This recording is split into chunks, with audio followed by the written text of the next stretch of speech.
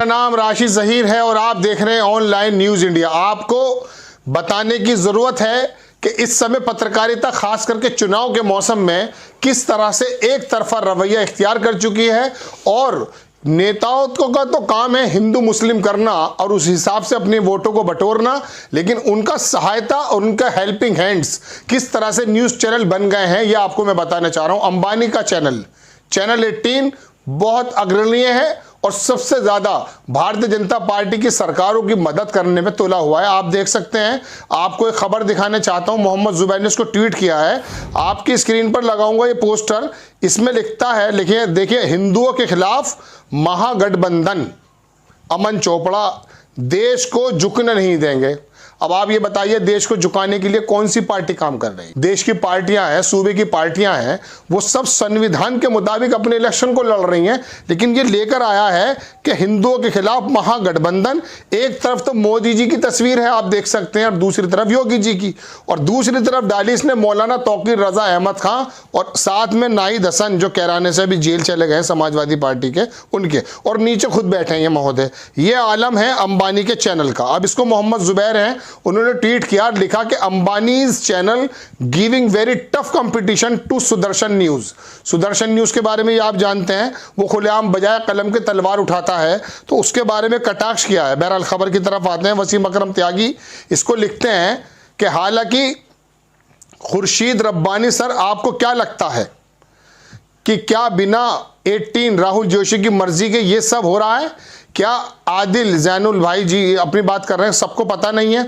अगर वाकई वो इन सबसे अनजान है तो कार्रवाई करते बताएं, नहीं करते हैं तो आप भी मान लीजिए कि वो इस तमाशे के बराबर हिस्सेदार है। राहुल जोशी CEO बताए जाते हैं चैनल 18 के, और उनकी तस्वीर है, एक तस्वीर मैं आपको और दिखाता हूं कि हिंदू विरोध का चुनावी टूल किट, इनका थंबनेल है कि हिंदू विरोध का चुनावी टूल किट जो आपकी स्क्रीन पर है। एक तरफ जो है योगी जी और मोदी जी खुद बैठे हैं, ये अमित देवगन, और दूसरी तरफ अखिलेश यादव और राहुल गांधी और तौकीर रजा और नाहिद हसन। आप एक बात बताइए, नाहिद हसन कैराना के एक विधायक हैं, 100 करोड़ हिंदू एक तरफ और नाहिद हसन, कहीं से ये मुकाबला नजर आता है आपको? लेकिन ये मुकाबला इसलिए बनाया जा रहा है कि इनके पास मुस्लिम वर्ग की तरफ से कोई ऐसे फुटेज नहीं है और ऐसी चीजें नहीं है जो ये कम से कम आतंकवादी बता दें और बता दें आप लोगों को कि अगर आपने भारतीय जनता पार्टी को नहीं चुना तो ये आतंकवादी टाइप लोग सत्ता में आ जाएंगे। तो इन्होंने क्या काम किया, एक कैराना उत्तर प्रदेश की विधानसभा का एक छोटा सा विधायक जो जेल में है, जिसका टिकट भी कट चुका है, उसको लाए हैं 100 करोड़ हिंदुओं पर और टूल किट बताते हैं। ये आलम है। चलिए अब मैं आपको बताता हूं। अविनाश दास ऑन ट्विटर पर ये लिखते हैं कि यह है पत्रकारिता, धार्मिक उन्माद फैलाने वाली पत्रकारिता, दंगों की जमीन तैयार करने वाली पत्रकारिता। मोदी युग में पत्रकारिता की इस जहरीली उड़ान का स्वागत कीजिए। हिंदुओं के खिलाफ महागठबंधन, वही अमन चोपड़ा नया आदमी आया निकल करके, ये इस तरह की हरकतें चल रही हैं। कांग्रेस आई ने भी माइनॉरिटी साइलेंस का जवाब दिया। लेकिन अब मैं आपको एक खबर और बताता हूं साथ में। ये रोहिणी सिंह है, बड़ी पत्रकार लिखती है कि Mukesh Ambani channel that had receive the maximum money, पैसा लिया है अंबानी के चैनल ने। इन्होंने कहा from Uttar Pradesh information department says OBC opposition leaders are anti Hindu. मतलब इनका आरोप है कि बहुत बड़ा पैसा चैनल 18 ने उत्तर प्रदेश के जो इंफॉर्मेशन डिपार्टमेंट है उससे लिया है और कहा है कि opposition leaders are anti Hindu. अब सारे लीडर्स को एंटी हिंदू, अखिलेश यादव को भी मुसलमान, राहुल गांधी को भी मुसलमान, और सबको ये बताने की कोशिश कर रहे हैं। ये आलम हो चुका है। अब राजीव निगम इस पर क्या लिखते हैं, रणविजय मनोज कुमार झा, ये राज्यसभा सांसद है आरजेडी की तरफ से, इन्होंने लिखा कि can we hope, election commission के बारे में कह रहे हैं, can we hope election commission would take suo motu cognizance, अपने आप सो मोटो लेंगे, वो खुद संज्ञान लेगा, और else one gets to believe that mandate under article 324 is dead. 324 article के अंतर्गत बता रहे हैं वो कि क्या मैंडेट जो है वो किसी तरह से ये यकीन करते हैं आपके वो ख़त्म हो चुका है, 324 नंबर का आर्टिकल। लेकिन इलेक्शन कमीशन भी शायद सोया हुआ है। दिलीप मंडल की एक बात और दिखा देते हैं, आपकी स्क्रीन पर है। वो लिखते हैं कि मुकेश अंबानी जी देखिए आपकी कंपनी के लोग क्या कर रहे हैं, ये आपकी ही शय पर हो रहा है। सरकारें तो आती जाती रहती हैं, राजनीति में कोई अमृत पीकर नहीं आया। ये बात समझिए कि देश और पैसा बड़ी चीज है, इस कदर छोर पर खड़ा होना बिजनेस के लिए भी ठीक नहीं है। मतलब अंबानीज और अंबानीज के चैनल बिल्कुल एक तरफा जो आ गए हैं मोदी जी के साथ और उनके चैनल्स के साथ, वो बता रहे हैं कि इस कदर ये ठीक नहीं है देश के लिए।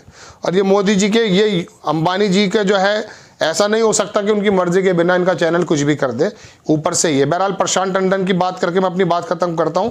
4 इन्होंने थंबनेल लगाए, वो देखिएगा कि चैनल मुकेश अंबानी का है और यही करने के लिए उन्होंने इसे खरीदा था। इस किसी के अंदर फासिस्ट लक्षण और नफरत कूट कूट के भरी हो, वही अपने चैनल में इसकी इजाज़त दे सकता है। मुकेश अंबानी ये पैसे के लिए भी नहीं कर रहे हैं, कुछ 100 करोड़ की सालाना आमदनी उनके लिए छोटी रकम है, उनका एजेंडा है। एजेंडा भी क्यों ना हो, आपको याद है 2014 में प्रधानमंत्री पीएम पद की शपथ ली थी, उसके कुछ महीने बाद, 1, 2, 3 महीने बाद ही चैनल 18 मुकेश अंबानी ने खरीद लिया था। जबानें खरीद ली गई थी, तमाम चैनल्स। एक को राज्यसभा सांसद बेदिया अरुणपुरी के क्या हाल है आज तक वालों के, आपको मालूम है। तमाम ये चैनल्स क्या कर रहे हैं आपको मालूम है। मोदी जी ने इस काम को किया, चैनल्स को खरीद लिया गया। उसके बाद से 2014 से लेकर अब तक जो हालात हैं वो आपको मालूम है। अब इनके थंबनेल दिखा देता हूं मैं आपको। नमाज पढ़ते हुए लोग हैं, सड़क पर नमाज, मजहब या मनमानी। आप इसका ये शक्ल देखिए, इस अमन चोपड़ा नाम के आदमी की। ये आदमी क्या जहर बोल रहा है। दूसरा देखिए, देश को नहीं झुकने देंगे, डिजिटल दंगेबाज यूएपीए इलाज। जिस यूएपी का जो है गलत इस्तेमाल हो रहा है उसके बारे में कह रहा है कि इलाज है। आगे लिखता, अजान नींद खराब करती है। आप देखिए। चौथी देखिए, जहरीला मौलाना कांग्रेस का दीवाना। इस अमन चोपड़ा से पूछो, मौलाना तौकीर रजा अहमद खान के बारे में कह रहा है ये कि जहरीला मौलाना कांग्रेस का दीवाना। ठीक है, कांग्रेस से उन्होंने दिया। आपने धर्म संसद के बारे में कितनी बातें बताई। अमन चोपड़ा या चैनल 18 का कोई पत्रकार बताए कि धर्म संसद के अंदर जो 20 करोड़ मुसलमानों को नरसंहार करने की बात की गई है, वहां पर उसको दिखाया इन्होंने, उसको फुटेज दी? नहीं दी ना। पूरी दुनिया के तमाम मीडिया संस्थानों ने दी, बाहर के निष्पक्ष हैं। वो जानते हैं बराक ओबामा से जो है किस तरह से सवाल करना है। वो आंख में आंख डाल के इंग्लैंड के प्राइम मिनिस्टर से बात करते हैं। उनके अंदर जान है, रीढ़ की हड्डी सीधी है। तुमसे झुकने को कहा गया था, तुम जमीन के अंदर लेट गए। ये आलम है आज की पत्रकारिता का, और खास करके मुकेश अंबानी के चैनल का।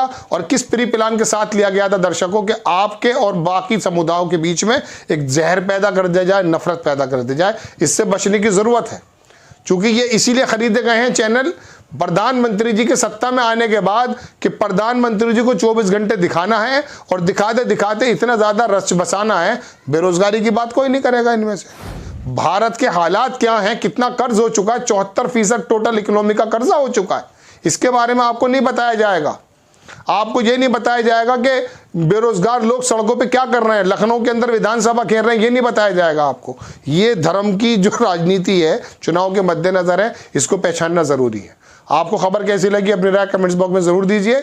चैनल को सब्सक्राइब कीजिए और नेक्स्ट टाइम में किसी खबर के साथ आता हूं, तब तक के लिए जय हिंद। इस खबर को अभी लाइक करें, शेयर करें, अभी चैनल को सब्सक्राइब करें और घंटी जरूर दबाएं।